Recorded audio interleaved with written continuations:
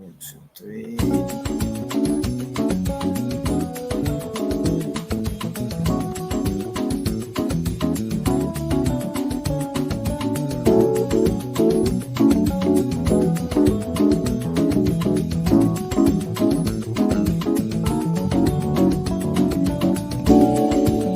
Welcome to the Brazil Expat Journal, the BEJ.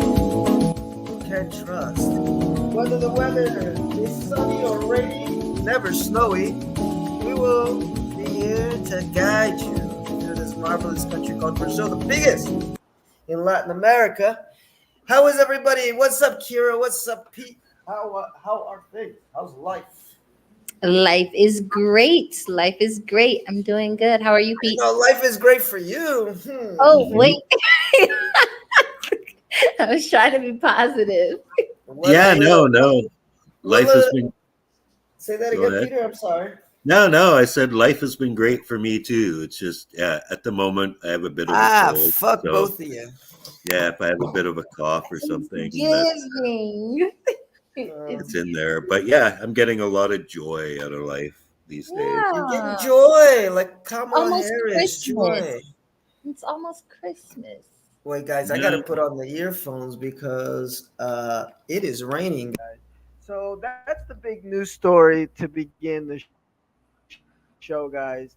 Is a lot of rain this weekend, and if you saw the teaser or the thumbnail, you know that today we're asking the question: is life really better in Brazil? And it's a tricky one because there are times when I am absolutely sure life is better in Brazil. I wouldn't leave this country if you paid me to leave this country. And other times I'm like, what the fuck is going on? You know?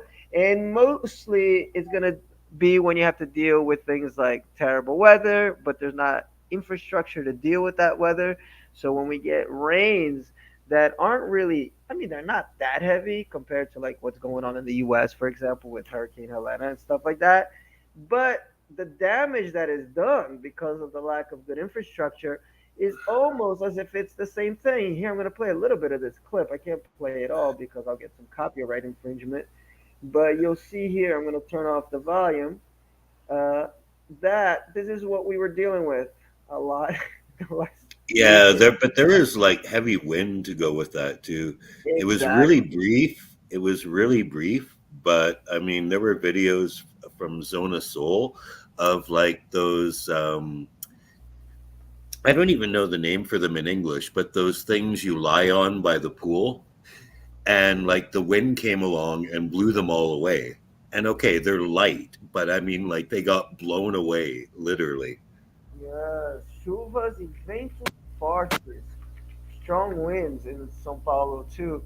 Here it says that there was a cyclone, a lot of heavy winds, and well, no, that's the Hurricane Oscar down there. But yeah, it was kind of insane, y'all. Look at that, really Yeah, crazy. I got caught in the middle of it. I should have not erased that video because I had a video of me. I got I off the was bus. at Oktoberfest for that shit, man. Oh yeah, you were at Oktoberfest for that. So it is complicated, and even Kira, who lives a little bit, you live closer to downtown than we do, Kira. Yeah. Well, more or less, not really. It's about Um, but I'm saying this in the sense that where Kira lives, I'm not gonna give you her address, but I'll show you like a little bit of what the neighborhood looks like. It's a lot more. Well, that's all the clothes. Wait, Oh, but don't you show can. that part. Show the good part. I know. But what I wanted to show is that it's a little bit more modern, got buildings, got everything. It's something that you would think it's like, okay, this is the developed part of the developing nation. And even in neighborhoods like that, when you get a lot of rain, especially it also when it's too hot, it seems like everything overheats and then the power goes out. Sometimes the power goes out and it's not the rain, it's the excessive heat. I don't know if everybody's turned on their air conditioners at the same time or everybody's taking a shower at the same time, but things just close down. How was your power outage experience, Kira? I enjoy my powder outage experience just because I lived in Costa Rica, and so it has allowed me to just use it as a time to just zone out and just be with myself. And I will never not enjoy an opportunity to sleep. Yeah, that's the good thing when you are dealing with these power outages and things like that, is that it is a good time to take a nap. But the Yeah. only problem is that the houses get very, very, very, very hot. So it becomes like you're inside of a sauna when it's I would say I'm kind of lucky. Like I do live on the 17th floor of my apartment building, so when the power does go out, I live in a kitchenette or a studio apartment. And so yeah, that's the time it's not really that hot. I get to enjoy it. I got you. I got you. So, guys, these are some of the negative things that you have to deal with in Brazil, which we talked a little bit about, the last two episodes, really, socially and culturally. Oh, and I always forget to say this at the beginning. Guys, if you enjoy this content, please like and subscribe to the page. I want to thank everybody that listened to the last podcast. It was really cool. I love the interaction, people commenting a lot. And I want to thank everybody that went on our side journey, because I just posted a Stanley Kubrick ranking that Peter and I did. And I like that we're getting some views on that and some comments, Pete. Somebody said do Spike Lee. So there you go. Because we do ask y'all if you want us to rank any movie franchises or directors, post them in the comments. So I'm down for some Spike Lee. We'll talk about that later, Pete. See if that can work out because he's got a lot of movies. So, guys, what did I do this weekend? Okay, because all three of us did some kind of different things this weekend. This is what I did, and it was incredible. Okay, I'm gonna share here on my Instagram. I went to a ballroom event. Now, those of you that don't know what ballroom is, it's something that started in the early 80s in mainly New York City amongst young black gay uh, folks that were living more in the ghetto.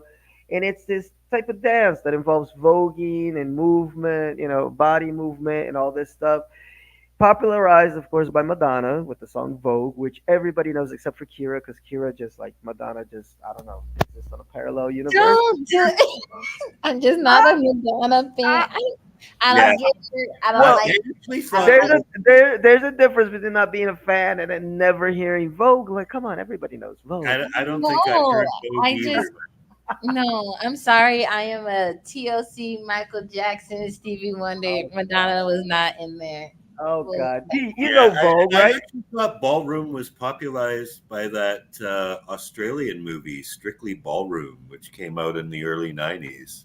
Oh, well, I never saw that one. I saw Paris is Burning, which is considered like the classic documentary on ballroom, which came out, I think, when did that come out? Paris is Burning. That was the one that really put it. Paris is Burning came out in 1990 also. So I guess maybe it was all around the same time, 1990. Which is the one that you said, Pete? Strictly Ballroom. I might have to watch that. I'll come out a little bit after. This is from. Oh no, this doesn't look like ballroom. This looks like some tango shit. This is not. I mean, I don't know what's going on here, but it's not the same as Paris is Burning. Paris is Burning, though, was a documentary, guys. It's an actual documentary. It's not a movie. But I want to share a little bit of what went down, which is absolutely really cool. At least I enjoyed it. And here we go. Let me turn it down a little bit.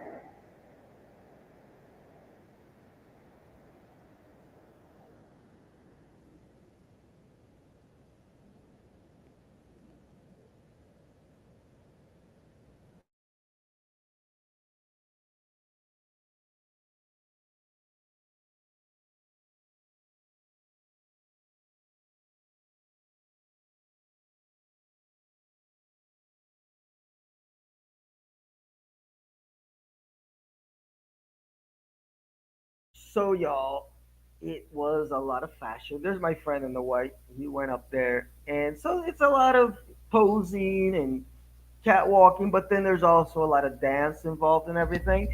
And what I thought was so cool about it is that, Madonna made it kind of pop with Vogue, and some people accuse her of cultural appropriation, but I respect the fact that Madonna, at least when she did it, she really put young black gay dudes on the forefront dancing with her. She's always done these dances with black guys, gay guys right next to her. And this is in 1990, which is a very courageous, bold move for her to do back in the day because that just wasn't going down. So I like that here in Brazil, like with a lot of things that I see that kind of are late here in Brazil, but when it starts happening, it it's it kind of what's the word I'm looking for? It goes to its roots, you know. So I like the fact that these people that are doing it here in Brazil, they are the same folks that started it in the U.S. It's a lot of young black kids from the ghetto, and they, I mean, look at this. It's amazing the structure, everything that they put together. So I'm very proud of them, and it was a beautiful event. You know, you're gonna say I get a hand to the face in a little bit because you do not want to walk around a floor, a dance floor where there's a lot of people, you know, waving their arms and hands around. So check the rest of this video out on my Instagram. But it's one of the many things that for me makes Brazil special is that when you go to an event like this, and I was a little bit nervous about going there at first because guys, you know, gay people can be a little bit catty sometimes, especially in the US, you know, and it can be extremely competitive, kind of in a negative way sometimes amongst the gays. And so when I went there, though, everybody was very positive. They were all supporting each other. They were all like body positive. Like you can see in the video, there's people of all shapes, sizes. In fact, they even talk about this. They're like, in Brazil, we do it different because I think they got some criticism uh, from some ballroom groups in the US that were like, yeah, that's not exactly how it's done. But it's like, dude, we're in Brazil. We do things our way. So for me, that was a very, very special event going to this. Now I know Kira, she did something a little bit different too. I've been to this place a couple times. You went to the Illusion Museum, one of my favorite places in the world. Talk a little bit about this, Kira. I see a bunch of you there. Yeah, no, I absolutely loved it. I was completely shocked about by how much time I spent there. I think we were there for like an hour and a half. Oh, It did I was hear very we? Did I hear we were there? Wait, yes. what's going on? So I Okay. went with my boyfriend and his son. So we did had a great time together. And so yeah, it was very well organized. There were so many like sculptures or just things to see, and then like little expositions within the museum to participate in that I thought was like really cool. It was very well laid out, very well spacious. They even had people there to take your photos for you, which I thought was really cool, and they had ideas for like um, poses that you and your family or friends could do. um, I learned some stuff as well. I really, really liked it. It was really cool. And I also think for the price, they had like a deal or a special going on for three people. It was 120 reais, which is $24, if I did my math right. But yeah, it was really, really cool. That's a new one there. When I went there, they didn't have this glass Oh floor yeah, with the I love glass. my picture with that one. Yeah. That's so cool. So this is from their Instagram page, by the way, guys. The And where is illusion. this exactly? It's in Shopping El Dorado on the Oh same wow. food court. Oh wow. Yeah, they always have good stuff there. They got that Stranger Things exhibit going on now at the Yep. moment. Yeah. Yeah, absolutely. There you go. So it's a very fun place, and I agree with Kira. Even if you're earning in reais, it's a really nice price. I think it's 30 reais or something like that. Well, I pay 30 because I pay half off or something like that because I'm a teacher. But it's not expensive and it's a great place to take the kids. I get a lot of requests from like sometimes moms and dads that are like, what's a cool place to take kids in Sao Paulo? And there's a lot. Maybe we should do a show on that and have Imara come on because she's got two kids. Uh, you know, so if you got a family, Sao Paulo's a good place if you got family. There's a lot of stuff to do. It's also great if you're a single dude in Canada. What were you doing this weekend, mister? Oh, well, this weekend not much actually because I kind of wore myself out the week before. Um, Speaking of things that Brazil does culturally better, something Brazil does not do culturally better is Oktoberfest. I've heard they do really good ones in Blumenau, and I think the other really good one is in Uberlandia. But the Hmm. one, the one in Sao Paulo was terrible. Um, it was like it was 25 reais to gain access to the park, just Uh-huh. just to gain access to the park. But they also had a concert, so if you wanted to get into the concert, it was 140. When you get into the park, you immediately find you have to buy a debit card to buy anything. The debit card costs 7 reais. And if you wanted to buy beer, you had to buy the official Oktoberfest beer cup, which started at 15 reais. They went as high as 90.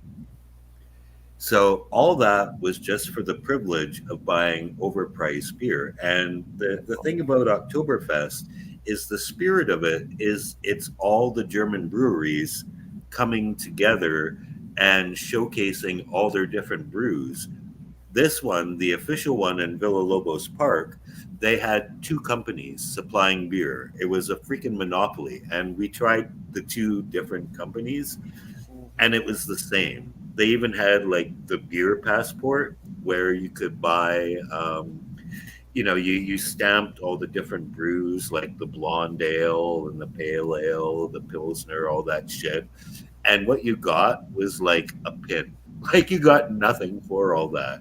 Oh And it God. was quite expensive. And then the storm happened at 7 p.m. Like everyone fled. We were trapped under tents. Furniture was blowing around. The park turned into a giant mud pit. There was no German food either. There was one tent that had German sausage, so that was okay. But mostly it was like Brazilian barbecue.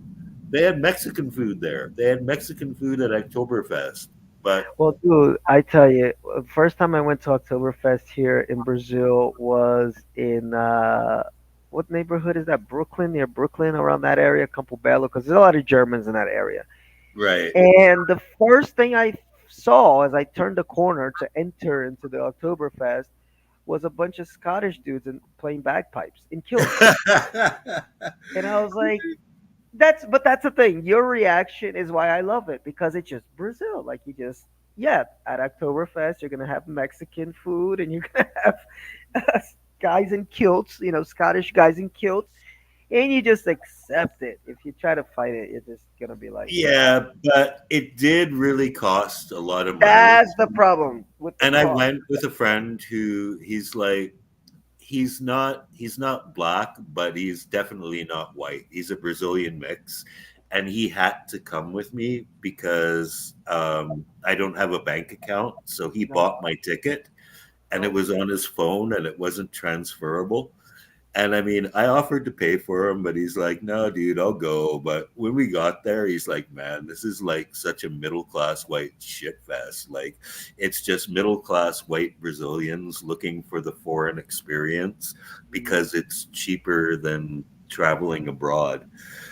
The only good thing about it, though, was the concert was indoors, so that didn't get ruined. And the concert was CPM 22, and that was actually the best show I'd seen this year until I saw Paul McCartney 5 days later. Obviously, CPM 22 was not quite as good as Paul McCartney. But yeah, Oktoberfest is not better in Brazil. And how was Paul McCartney? Amazing, amazing.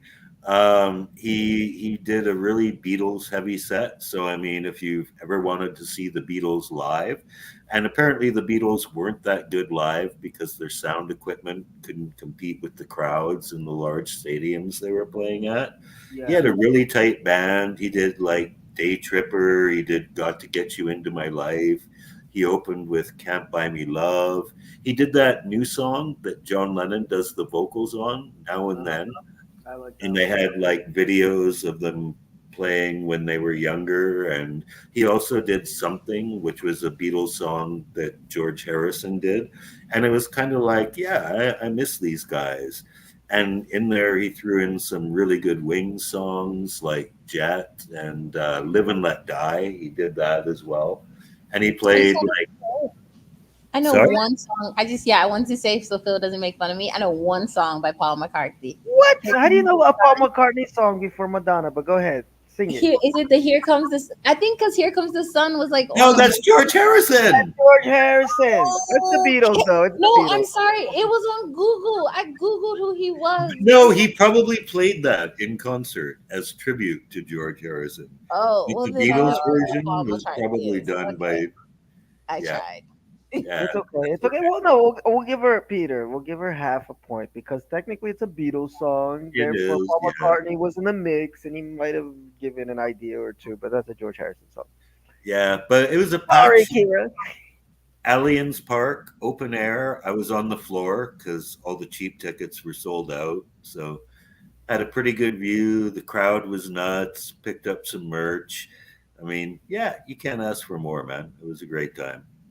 It was. I mean, I imagine it was. I've never seen Paul McCartney live. I've seen Madonna live. Anyway, I'm gonna pick on Kira all night because that's my job.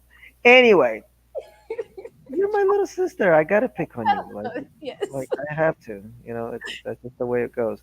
Uh, but we're talking about all these cool things that we're doing here in São Paulo, and I do like Zero to Heroes comment. I think it is only better if you can afford a good life. And Travelmatic, by the way, thank you for popping in as usual. He says, of course, life is better in Brazil. And I think that's the key, guys. When it comes to life being better in Brazil, you got to have a little bit of cash because when you don't have cash, life can get miserable quick. Um, or Exactly. yeah, I When mean, when we go ahead. started this, I said that I was experiencing so much joy, and Kira did as well. And I was thinking of why, and it's because is it because I've had a lot of job satisfaction? No, that helps. It helps a lot, but mostly it's the money. It's the money, not the money itself, but what the money allows you to do. I agree with that, but I also agree that could be the same case in United States too. Like when I was thinking about is life really better in Brazil or is it better in the States for me? Because I know you're from Canada, Pete.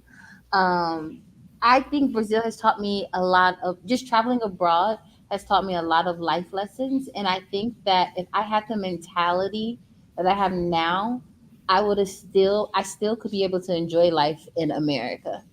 Um, so I don't know. I think both places have their ups and downs, and I don't know. I'm 50-50. I don't think one is better than the other. They're definitely. We were talking a little bit about that in the Black Expat group this morning in the what do you call it on WhatsApp. And kind I'm I think I'm more 70-30. I've been here long enough where I think I appreciate things that go on in Brazil more than things that go on in the US. I think what I said in the group is that it comes down to, for me, it's business. Like when it comes to doing like serious shit and like just getting practical things done, things that shouldn't take a week, that you could in the US I could get done in like a day or less. That's where Brazil is like, God damn this country, or even things like we were talking about at the beginning, when it rains, just to, like it's been raining, like it's raining right now, Yeah, and like the infrastructure is just not built for the rain. It's everything just breaks down. Traffic, of course, breaks down. Like I was coming home yet on Wednesday, and man, usually, I get a seat on the metro at 7 p.m. I'm coming home, and I'm going against the flow of traffic. And it was packed. The metro was packed because it rained, and then the buses are too slow. So people decide, okay, I'm going to take the metro now. Or if they usually take Ubers take forever. Like at the end of this video, the first video I showed at the ballroom, uh, I ended on the bus because I was trying to get an Uber home. It was like $100 to go home. It was like 30 to get there, and 100 to go home. Why? Because it started to rain. Everything got jammed up. Everybody was calling an Uber at the same time. I mean, that didn't help, because yeah. everybody left at My the same my time. power was out for 16 hours when I got back from Oktoberfest, and apparently I Uh-huh. was one of the lucky ones because On Monday, Oktoberfest was on a Friday. On Hmm. Monday, there were still 500,000 people, most of them in Zona Sul, without power. And by Wednesday, that number was down to like, I don't know, 30,000. But still, by Wednesday, there were 30,000 people in this city that had been without power for 6 days. Yeah. My friend Dave, I actually went to his house in Cochia. I wanted to share a video, but I might have deleted it because I have so much video on my phone. I got to delete it sometimes.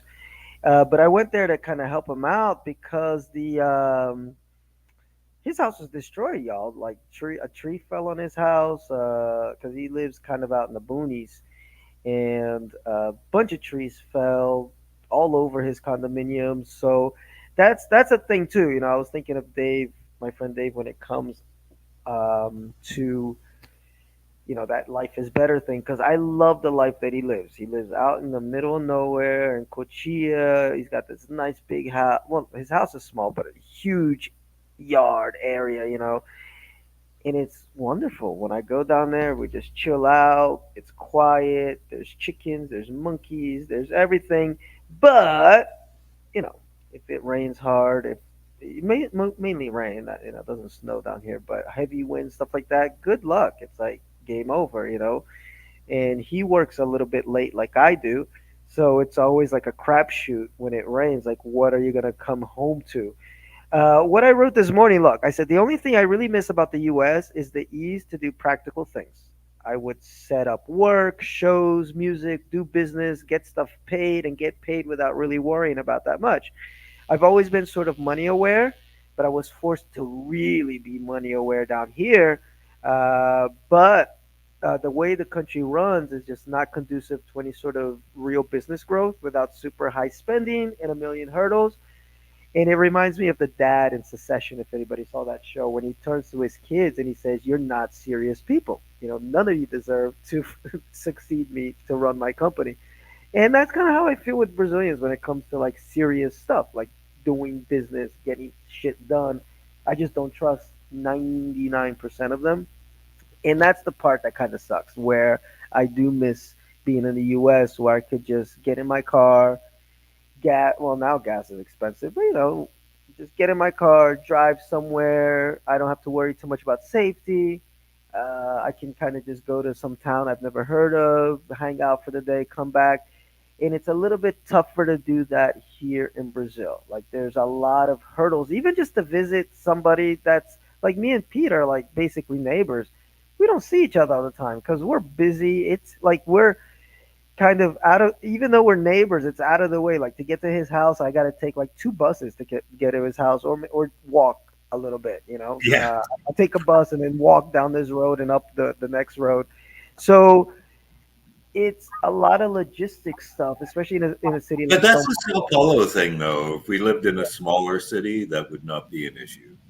I agree. Yeah, but a lot of expats come to São Paulo, so you gotta be aware of that. That the city logistically sometimes makes it hard to see people. But I notice even in the expats in Rio don't get together that much. Because it's just so much is happening, and you don't understand that well in Brazil. I think we talked about that last week with Marcos.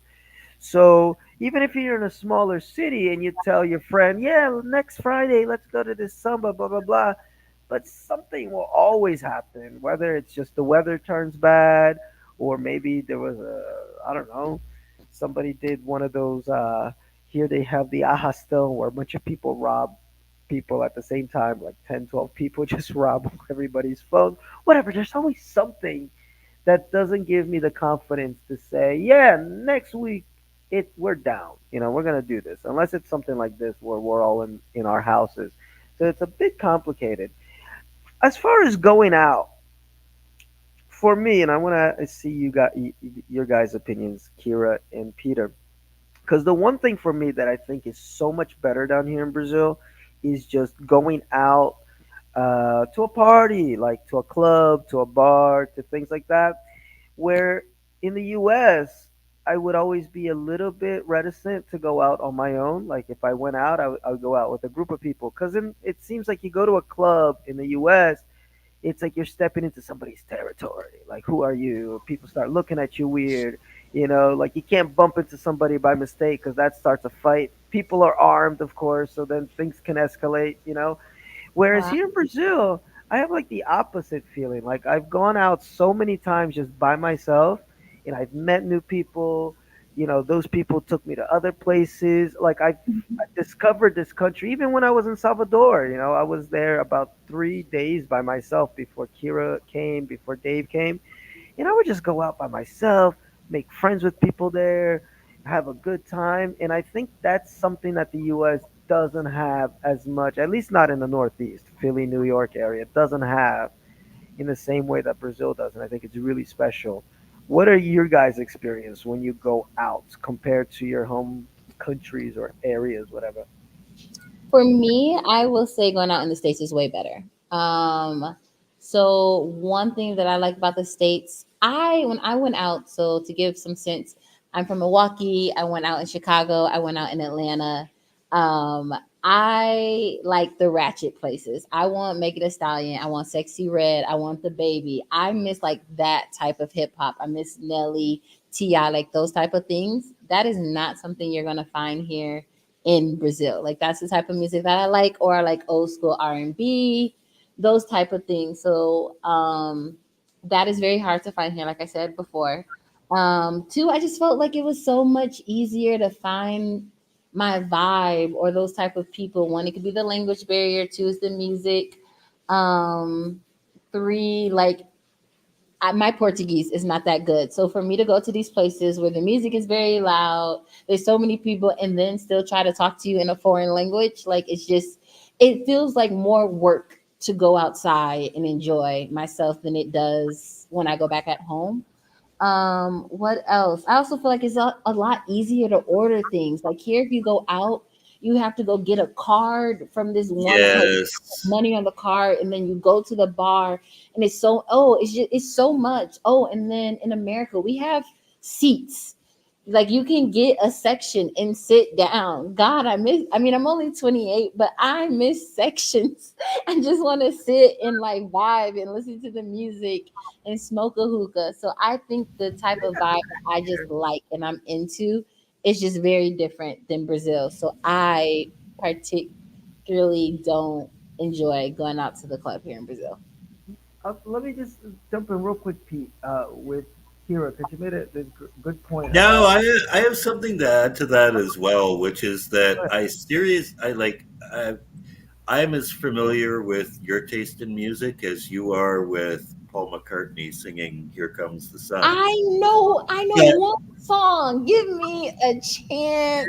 okay, it's a Beatles song, but Paul McCartney probably did it. But Okay. my point is, in Sao Paulo, yeah, I would bet money you could find the music you like. Like, there's no chance that there isn't some place There that are, has but the thing is that it's very small and it doesn't play the entire night. Like another thing that Brazilians do, they play the entire song. In America, we remix. We like uh, it's just different. I don't know how, like I would have to like pull up examples. Like I don't want to hear the whole 4 minute song. Like there are some parties where like there's a place called Discopedia, and like they'll have like a Ja Rule and 50 Cent night, and they'll just play those songs by those people the entire night. But it's with disc. What's the word? Vinyl disc. That's what they use. So there's nothing up to date. There is one place in Rio called like Blue Rio or something like that that I found that I've played updated music. But in my 2 years here, I've gone out. It is very rare that you will find this type of music the entire night remixed and up to date, like hip hop R&B. I know, I agree with you. There was a time here about 8 years ago where there were more clubs like that. In fact, my friend Rebecca took me to a couple of really nice ones. One was called Solaris. I don't know if it exists anymore because I was missing, like, here they call it musica black music, Yeah, like R&B, hip hop, and stuff. There's a culture for it, and I see that like hanging out downtown. It there's a little bit more of it coming up, but it's just not part of the culture. But the thing is, as you were talking, I'm like, that does exist here. It's just that it's not with R&B. It's with funk and trap. because you can Exactly. definitely go to the suburbs of the city, and I love these clubs because I love funk music, where you can get a seat, get your little hookah, smoke all night, drink something. If you want to dance, you can dance. There will be a stage, That's it. I DJ. don't like funk music. I know people I kill me. I'm sorry. love, I'm I not into it. I love it. I And can't. yeah, and when it comes to like that style of music, what they do have is like Afro lovers. That's kind of gotten big down here, and also Bachi Cool is very Yeah, popular, which is a party that has a lot plays a mix of like. no, been there. There's no Ti. There's no the baby. There's no Lil Wayne.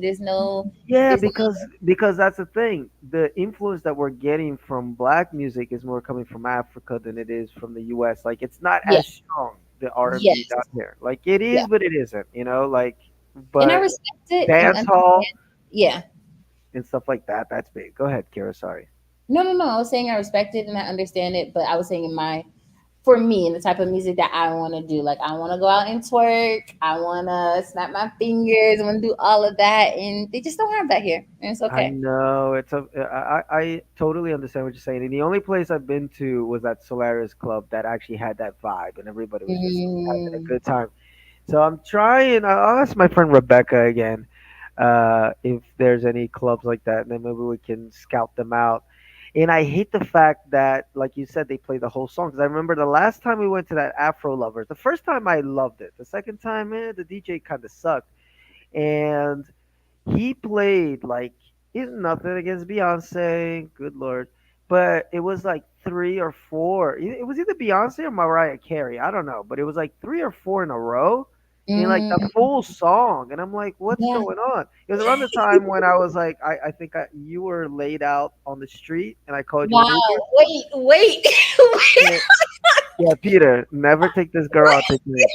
I in my defense, I don't drink that much. And so, yeah. I'm just a girl. I'm just a girl.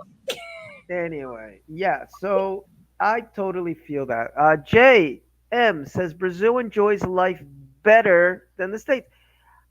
I got to agree with that. I'm sorry. Like in the US, people just seem like stressed all the time. Like especially in the last 10 years or so, like the country is very divided on social issues, political issues. And not that Brazil isn't also, especially, at the time when Bolsonaro was had some type of political leverage down here. He doesn't have that much anymore. So there isn't really a vocal right wing down here to really create that divide. um, but even at that time when Bolsonaro was president and there was this, he's fascist and this and that and that, it was still like what Jay said, like people just enjoyed their life, like, okay, there will be a protest on Paulista, and then after the protest, everybody just goes and has beer, and you're probably going to have beer with somebody that voted for the guy that you protested against. Yeah, I remember during the 2016 elections, there were like, particularly from the left, there were a lot of free punk concerts Yes. around Largo Batata and stuff, like Yeah. 9 bands playing for free to like fuck Bolsonaro being elected. And, to be honest, I was thinking, well, at this point, with the political left having been embroiled in a big scandal, Bolsonaro being elected might not be the worst thing, but it's a free punk show. 9 bands playing. Fuck yeah, I'm going. And I partied with the people there. I steered away from politics, not so much because of I was afraid of getting into an argument, but because I didn't want to be like the ugly foreigner, like injecting my points of view onto their country's politics. So I was more like, yeah, so what do you think about the upcoming election? And of course, it's a punk show. So they're all like, we're voting for Haddad, who I think is going to jail now, by the way. That's another story.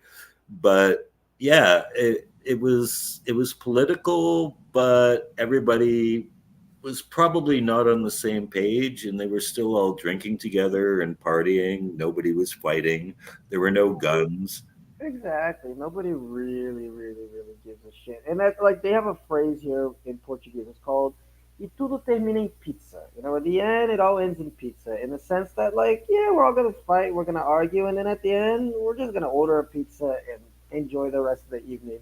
And that's such a Brazilian attitude to the point where you see, like, uh, uh, you have these guys like Lula. Lula was in jail. Now he's the president. So it's almost like, why am I gonna get that upset? Like, this weird shit happens out here. You know, Dilma was impeached, but she still has political power. She can still. I think she ran for senate or something.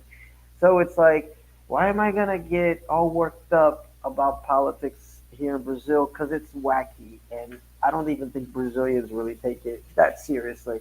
I'm sure there are some that do, but it's just too wacky. Whereas in the states, they're trying to. I mean, they're shooting at presidential candidates in the states, and I'm like, damn. So that side, I'm not gonna lie, and I've spoken. Peter knows Kimmy, my friend Kimmy, and I think she's mentioned this, and a few other expats have mentioned this. Like when they go back to the states, it's not that they don't like it, but they're like, damn, like everybody's stressed here, everybody's rushing here, rushing there. They don't have time for anything. They don't have time to just stop and smell the roses, and that's Brazil, man.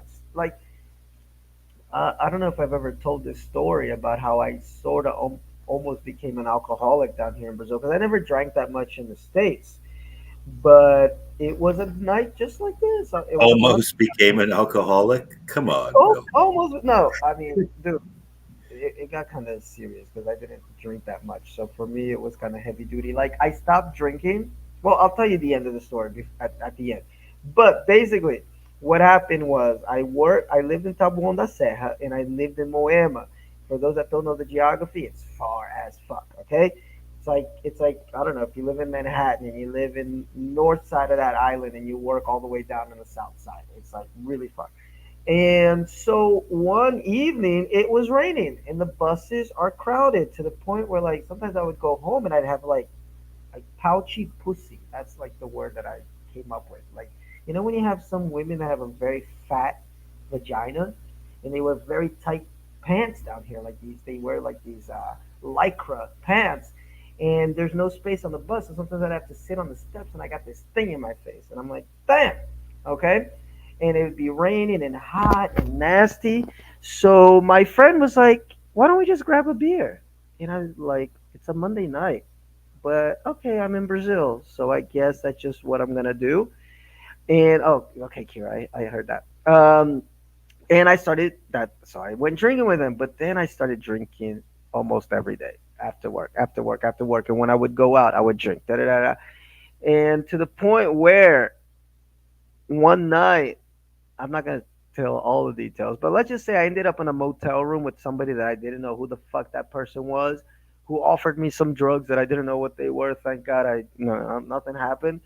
And it was that night that I said, "Oh, I gotta stop drinking because this is like going overboard." And that's the danger of Brazil for Puritans like me and Kira that aren't accustomed to the You're wild. such a Puritan. Extremely. I'm an extreme Puritan. So then it's so easy to get into the parties here, though. And I'm half joking and half serious because I have seen twice here in Brazil homeless people that spoke perfect English. One guy I think was Australian, and the other guy I think was he American or Canadian. I'm not sure, but it was the most bizarre thing. But then I thought about it, and I was like, man, if you let yourself go and you didn't plan well enough and you didn't plan, your cash to be able to go back home in case shit hits the fan and you hit rock bottom in Brazil because you just went into the party life, that shit accumulates fast down here. Like it's so easy to get into parties and have, and just have endless fun here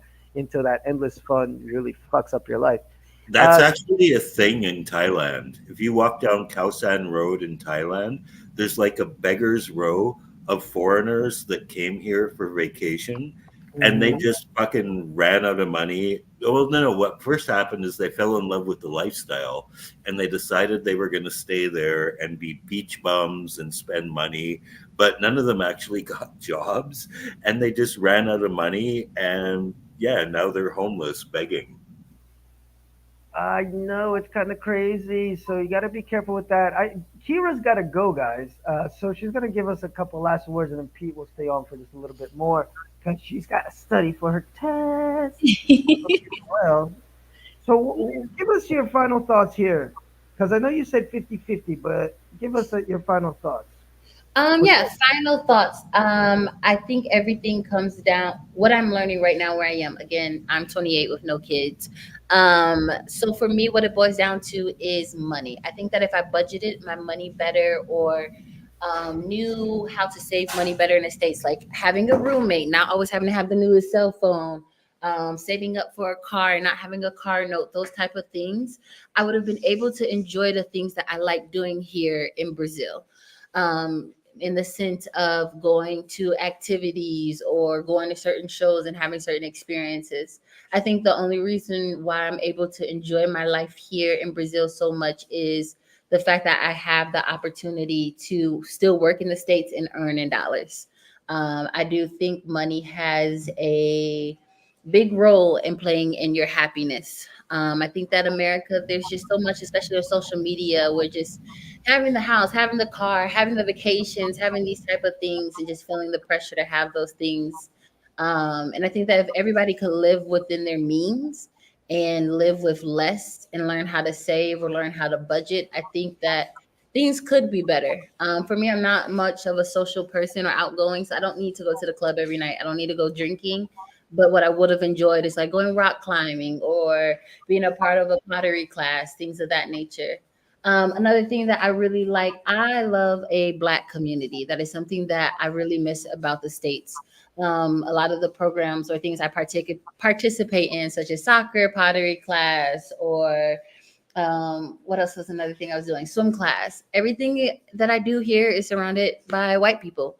And it's okay, but I really miss being with people who look like me and we can relate and talk about things like that. And that's just something that I don't find here. So that's another reason why I also think sometimes living in the States is better. Um, yeah, I think that's all that I have for right now. No, yeah, no, I think the budgeting aspect is a really valid point because things like buying a house, having a car. I mean, I've never had a driver's license and I'm 52 years old. So things like paying for the price of gas doesn't bother me. It should because it affects the price of goods, but at the same time, like I don't worry about a lot of financial whether I'm in Canada or Brazil. I don't worry about a lot of financial things, but here they're not even attainable. Like I'm not going to be buying a house here. I'm not going to be buying a car. The price of gas isn't important. So basically, after you live in a kitnet, I do too. It's not the best, but it's in a nice neighborhood, so that's good. But yeah, the actual cost of things beyond rent, which and that's all I pay, just rent, no utilities.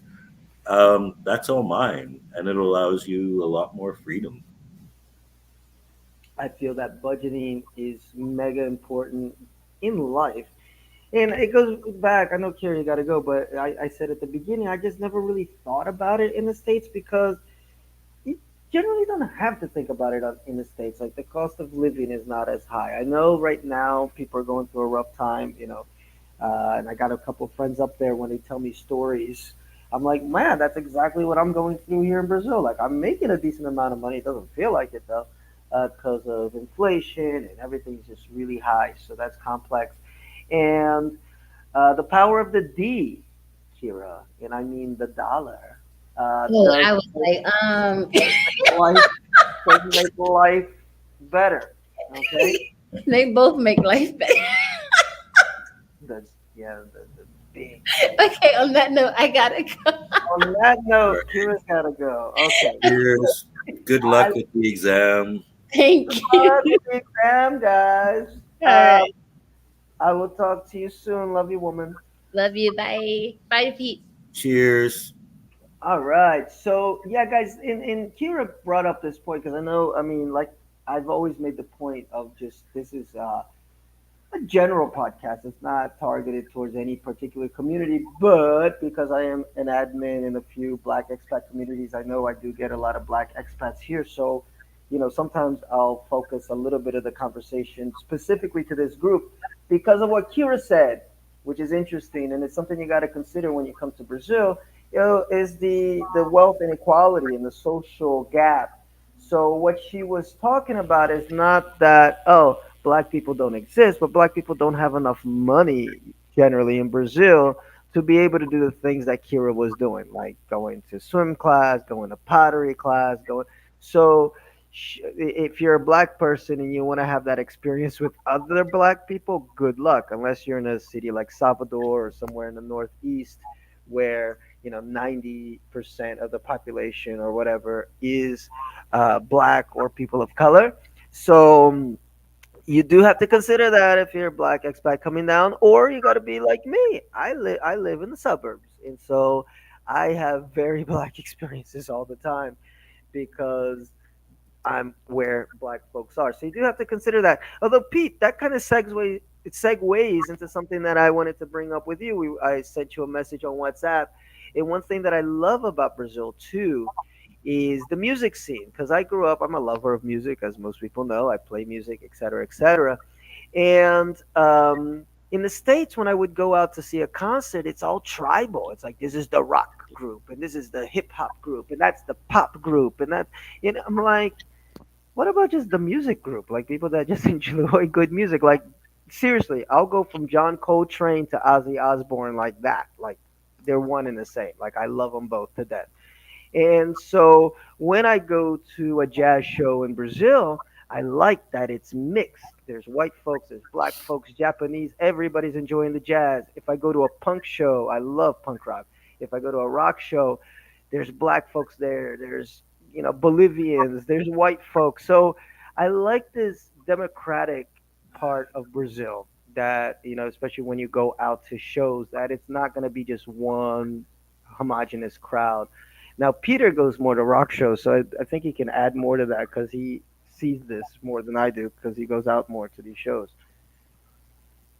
Am I making a correct assessment, or am I speaking up my ass? Yeah, I just wanted to backtrack a bit to what Kira was saying about nightlife in general, because one of the things she complained about was like how bureaucratic the payment system is. Like you gotta fucking buy a card, and then you gotta like go somewhere else to get your drink, and if you lose your card, like there's a huge fine for it. It's fucking crazy. Um, but there is a way around that, which is the open bar ticketing system, where you pay one fee, you get a cup, you get a wristband, and you're good to go. And it's usually really cheap.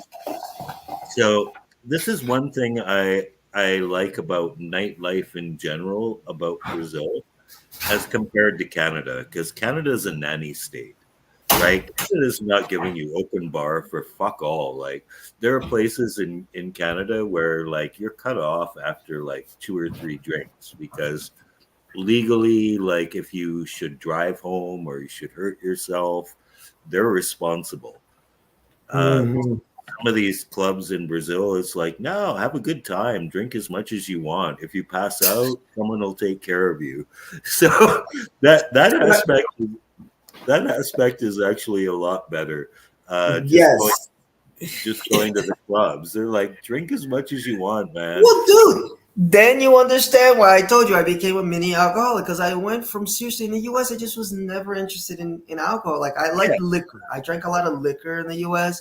and like sometimes some old malt beer, which is horrible, the 40 ounce. But I was never into beer, into like the drinking culture, let's say. And then I come to Brazil. In Brazil, if I'm not mistaken, Pete, is it like the second or third country that consumes the most beer? uh, It's up there. I don't know. I mean, China would have to be number one because I was used to being an alcoholic in Yes. China. In China, it was normal to go out like on a Monday night, meet five of your best friends, order seven dishes, and like I don't know, 80 beers between the six of you. and you would get up the next day for work just fine, and you would do this like you maybe you would take Sunday off, but it was pretty normal activity. And when I went back to Canada, that was really hard to deal with. Like, I remember I went to a bar and I ordered a pitcher of beer, which is three Mm. pints and one mug, and the waitress wouldn't serve me. She looked at me like in disgust. She's like, "I'm not going to serve you a pitcher of beer by yourself." And I was like, Mhm. "Well, would you serve me three pints?" And she's like, "No, probably not." And I'm like, "Man, this place is fucked. I need to get to a normal place again." Because, yeah, I mean, in China, we used to order kegs, like 4.5 liter kegs to share between four people. That was not a big deal. So the open bar parties in Brazil are a great deal. They're a great value. Um, I would say typical entrance fee on a non-holiday day is anywhere from 80 to 120. I have seen them as cheap as 40, and I have seen them as expensive as 350. But generally around the 100 HL range is what you're looking at. Yeah. So I love the lack of nanny culture when it comes to alcohol consumption. This is Another, true, and I'm yeah, looking at some stats here, Pete. Per capita, Brazil doesn't rank. I mean, it's still there, but it's not in the top 10. It says about 58 liters of beer here. It says beer is the most consumed alcoholic beverage in Brazil by volume, and the country is one of the world's top three consumers and producers. And then some statistics. So Brazil consumed 58.4 liters of beer per capita. And in 2024, we're expected to reach 11.3 billion liters. Okay. Brazil's the second largest beer producer in the Americas, et cetera, et cetera. And they got good beer here. The popular beers are not the best, but you no. start getting into some of the more craft beers, they got some really good beers. So it's a drinking country, and that goes back to Jay's comment where Brazilians seem like they handle stress a little bit more in the sense that they're just like, yeah, like they get it. It's like things are weird. Like we're just Yeah. gonna fuck and we're just gonna just enjoy it, you know? Yes, yes, true. The other thing about nightlife in general, I like before addressing the live music, Yeah. is that I remember when I went back to my hometown of Victoria after living in China for some time, that you'd walk into a bar and, like, I swear to God, everyone was within 5 years of age. Like, you're talking about race, culture, and stuff. But Victoria is a really white town, so everybody's white.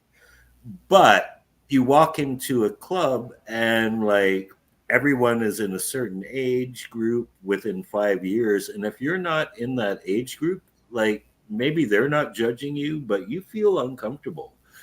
And, like, so for someone my age, even then, like, I would have to go to like an English style pub if I wanted to have a beer, and Mhm. that's the place where, like, all the fat boring old men hang out. I mean, they're cool places. Fat boring old men can be fun. They They have can. good food, they show sports on TV, but at the same time, if you really want to cut loose and rock, you got to go to another place. Go to a punk show, and you're mostly dealing with people that I went to high school with and are the same age as me. Like, there's no young people there. So, Hmm. segueing into the live music thing, um, for me, I definitely notice there's more ethnic diversity at live music shows here. But what I notice most is the age diversity. Like, and I mean, like, I'm talking wide age diversity. I'm talking people who bring like their 3-year-old kid to the show, Seriously. ranging to 70-year-old men wearing Motorhead show shirts, just rocking out. So, I mean, you literally have like the 3 to 70 demographic plus the ethnic diversity. It's Um, so crazy. I appreciate the age variety more than the ethnic variety because it doesn't make me feel out of place, you know? I feel you because like we were talking about funk music. I love like as soon as I got to Brazil, one of the first questions somebody asked me is like, "Do you like funk music?" And I said yes, but I was thinking James Brown, I wasn't thinking Brazilian. I didn't even know what Brazilian funk was when I got here. And I eventually found out and I fell in love with it immediately. I love that rhythm. But yeah, it's young people's music. So if I go out to a funk, like to the favela to enjoy like a baile funk, yeah, I'm gonna be around a bunch of 19, 20-year olds, sometimes younger, and it's like, what am I gonna do? But the thing is, you're not judged when you go. Every because you see older people there. You see some folks that were like, I've been listening to funk since the 1980s when it was real funk music in Brazil. This is trash, but I still enjoy it a little bit. So you see guys in their 40s and their 50s, um, and I love that. Even our cultural spot that we had downtown, sometimes people would bring their little kids, they would rap, they would dance, and I'm like, this is so cute, So it's cool how we have that. Sometimes I think it's a little too weird. Like I don't think you would be taking like 3, 4-year olds out to party, especially because their eardrums probably are gonna get busted. They're too young for that. Yeah, But some of the festivals though are pretty child friendly.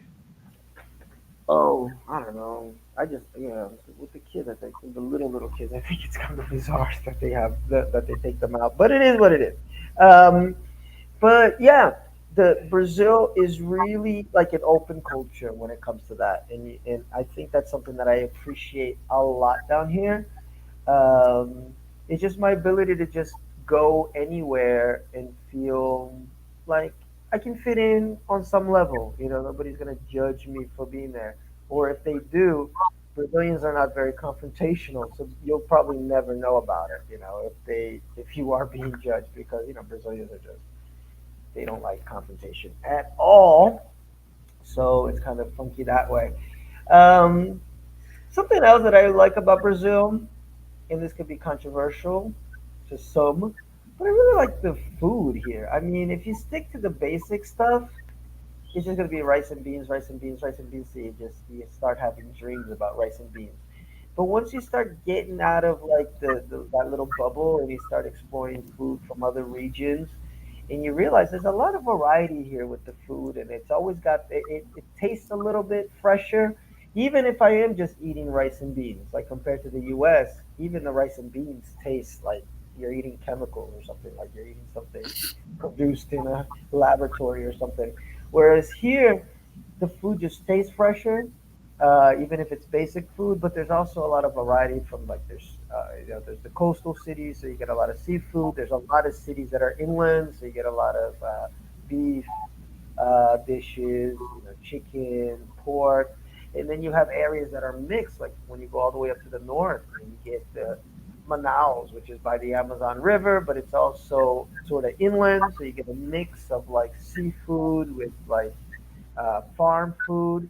So, and that's not even getting into the weird concoctions that you have here in Sao Paulo, especially. They make some weird shit down here, like hot dog. Anybody? Um, but they'll I put love the mashed potatoes on hot dogs, man. God, Love that shit. guys, cachorro quente brasileiro, cachorro quente. I gotta put a picture of this because this is a monstrosity here. This is the Brazilian hot dog. It's insane. It's too much. I'm sorry. Yeah, I mean that's not even half of what they put on a regular No, Brazilian. that's not a Sao Paulo hot dog, man. A Sao Paulo hot Yeah, dog should be covered in a white layer of mashed potatoes. yeah, this one is not. But even this is like kind of nasty. This is. Let me see here.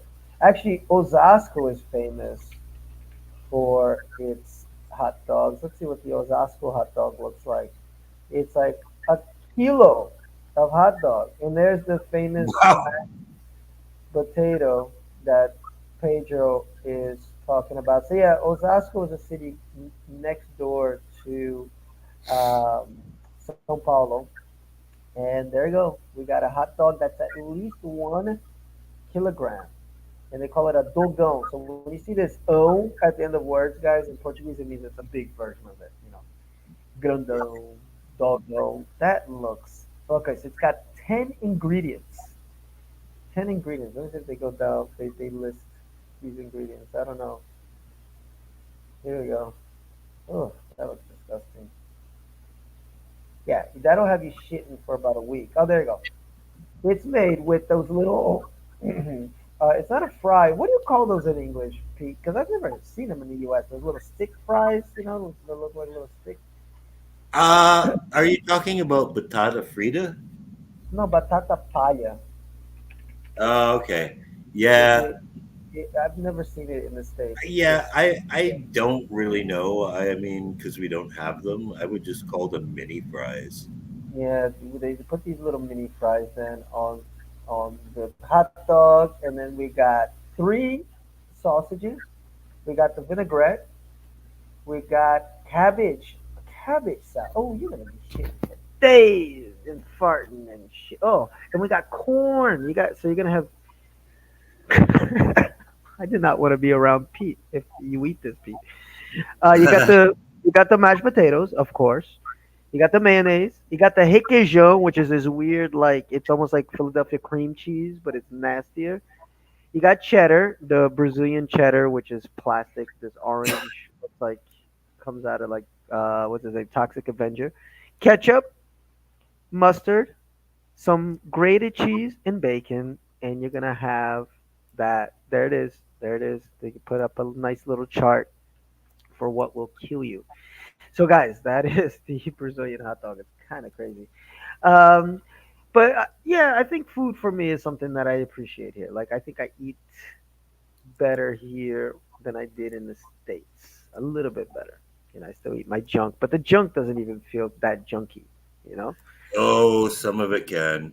Tell you, Oh, man, a good day of fucking at the churrascaria that will turn you off for food for a good 36 hours.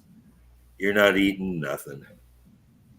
exactly. That's the thing. With some of the food here, it'll knock you out. I had this thing happen to me. I was traveling and I got this old dude. He made me this dish called baião de dois, so you know, famous Brazilian dish, which is tasty. Man, it seemed like the guy was like killing the cow to make this. It took him like an Yeah. hour. He made it from scratch, but it was like the best baião de dois I have ever had. And my plan was to eat at this place and then explore the city more. Dude, I knocked out. Like this food just like destroyed me. It was so good. But once I was finished with all of this, I just went back to my, you know, little hotel inn and I was gone. This is Yeah. so delicious. This Bayonne That delicious. you just have to sample at a buffet, man. Like if you're gonna eat the real McCoy, no. Exactly, exactly, exactly. And so you got to be careful with that, with this. And I think, I don't know, for me, I think that's about it. I think just socially here. Oh, and also I like the freedom that I have here. You know, working. Well, I do work a contract job, so you know, I do have my Monday to Friday, where I leave the house at a certain time and get home at a certain time. But even still, I have a little bit more liberty here. You know, as far as like even like Tuesday night after work, I met up with a friend. We had beers, we hung out. Like I couldn't do that in the states on a Tuesday. You know, Right. or if I did, people would already be talking like, "Ooh, look at Phil, he's out on a Tuesday. Must be like a degenerate and blah blah blah." People are way more judgy in the U.S. Um, whereas here it's just a regular Tuesday. You know, like bars are open. Why wouldn't you go to one? You know, and I like that kind of freedom I have here. Again, the only time that it becomes an issue is that I don't want that freedom when I have to do shit. When, like with Pete, remember Pete? I got the IT guy to help you out, and it's like, yeah, he was working. It wasn't that he wasn't working, but he wouldn't communicate. It took him a little bit longer than he thought because there's a lot of this. But I had to actually call the guy and say, hey, can you communicate to my friend that you are actually working on this and you are? And it's like, yeah, of course. It's because of, and it just dude, it's simple shit that they don't do here that drives you nuts, you know. And he's a good dude. I still work with him. He still fixes my computer, but I kind of know how to deal with him because I just know how Brazilians generally are. They don't know how to do the professional shit well here. So if you're looking for that, forget it. Stay in Yes. first world country if you want shit to work. If you happen to have a little bit, and I call it like a little bit of a privilege. We're privileged here. We make more than the average Brazilian.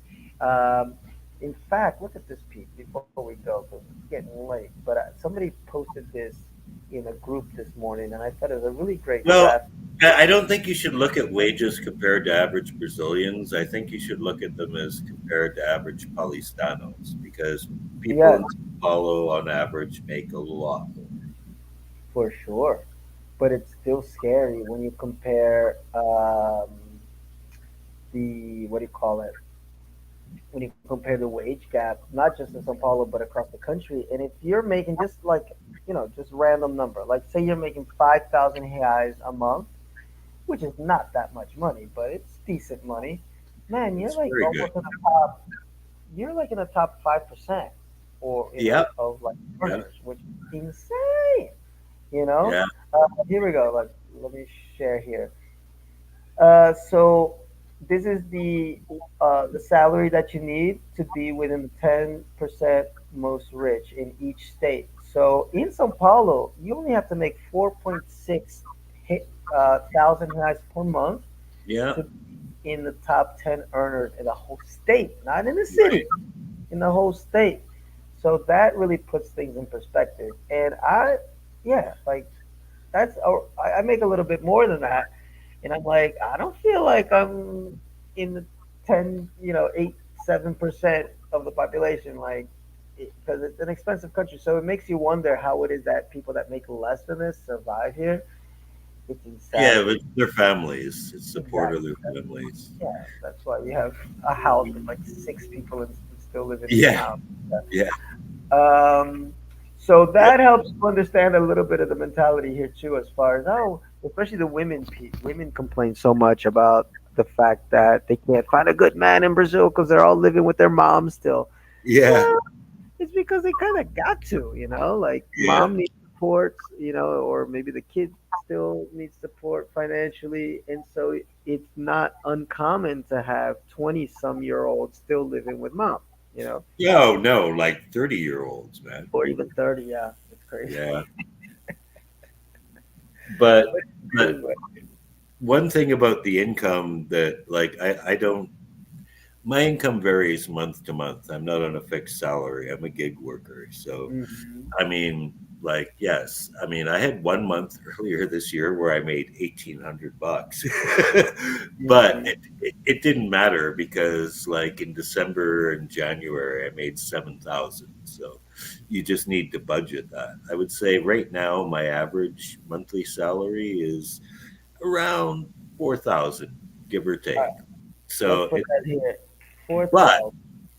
yes, but the thing about that is I work from home, and Mm. to earn that, I have to put in about 3 hours a day, maybe four.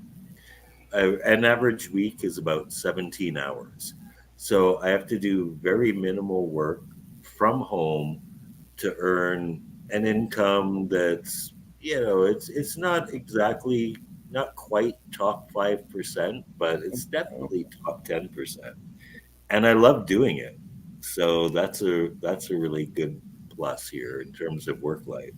Because man, in Canada, yeah, I had to show up on site. I was working 37 hours a week, graveyards, no time for myself. I get a lot of me time here, which is something that I really appreciate. Oh, I really appreciate it. Like just watching movies on the weekend, watching TV series, just like the me time is the most important thing. And it's incredible how little me time I kind of had in the U.S. Like you just kind of get in this rhythm in the U.S. and before you know it, you're just being ground down. By the way, you earn 84%. Uh, you earn more than 84% of Brazilians, and you earn more than 79% of the people in São Paulo State. So that's insanity, like just to show like the wage gap.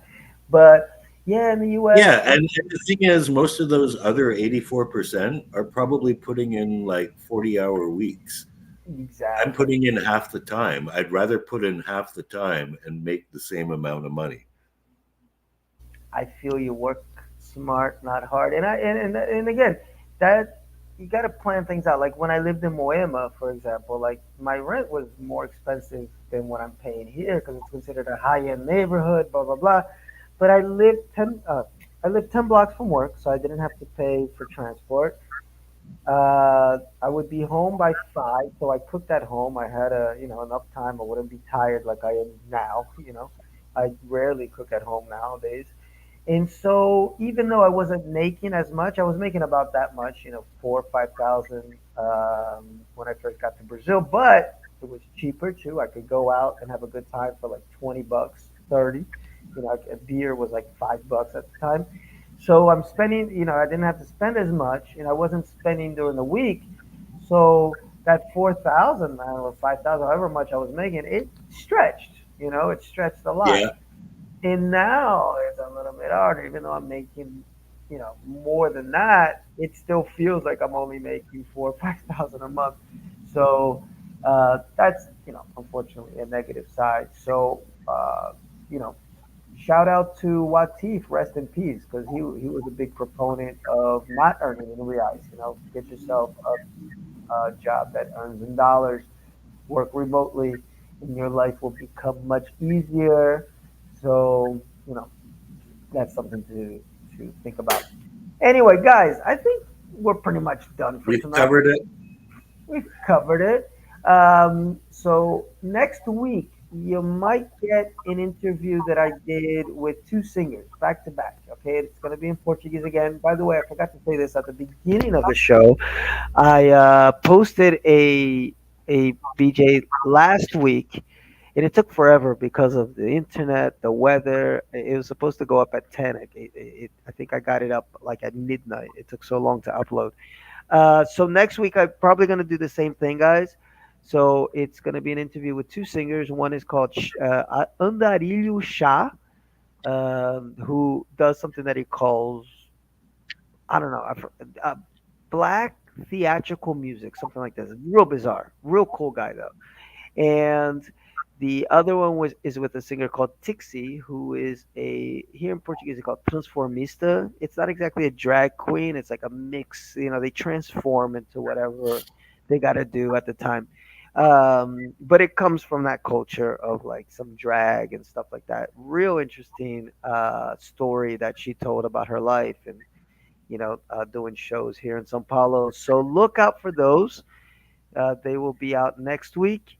Thank you, those that have been listening to the movie ranking, and we'll try to do more of those because I really have fun with those. And that's about it, guys. Stay safe out there. You know, thanks for listening to the Expat Journal. Thanks for And listening as always. yeah, we're gonna be out right about now. And thanks for all the comments. Like, share, and subscribe.